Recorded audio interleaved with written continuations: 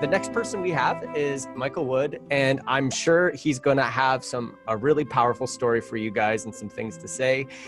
He has been running Ottawa special events, I believe, and basically he's had a major struggle with this COVID, and so I'm sure he's going to tell us a little about what's happening in his world. So, Michael, please take it away. Good morning, everybody. I appreciate the time, Paul. It has been a bit of a struggle because the government, and rightfully so, with the shutdown of COVID, we went from, normal running every day to absolutely zero revenue for the foreseeable future. And so we did have to lay off, 20 of our staff. And somebody called me yesterday about the 75% of the payroll, and would that help my business? And for me, the answer is no, because I have absolutely no revenue coming in, and there's absolutely nothing for anybody to do. So, I can't justify paying 25% of payroll, which essentially would be me paying out $8,800 a month. Actually, no, it'd even be more than that, because our payroll per month is about 80 grand, somewhere between 80 and 90 grand, depending on what's going on. So, it doesn't make sense for me to bring anybody back or do anything. And so some of you may follow me on LinkedIn and may know that I have been lobbying the government fairly hard pretty much for the last week and a half. And, I've been fortunate. I teach at the college at Algonquin in a music program, and I tell my kids all the time, I don't have any kids, but I tell my students all the time that, you just have to go for it. You just have to, put your head down and make these phone calls for their careers.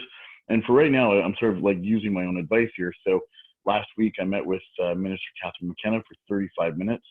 During the time of a crisis, I thought that a cabinet minister would want to take that time.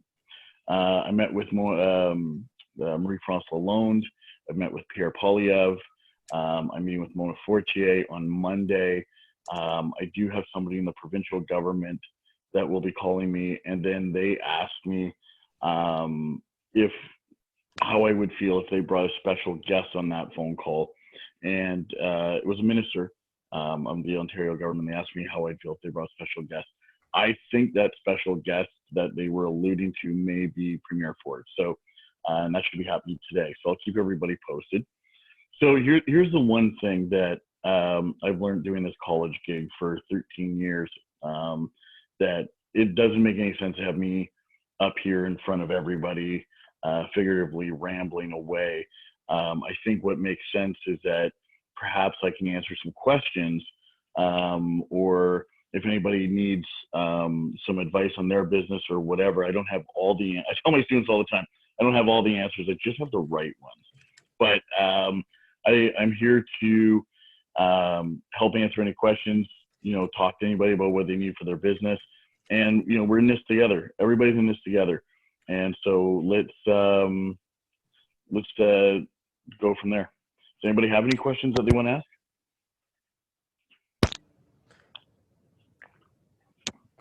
Paul, do you want to moderate it?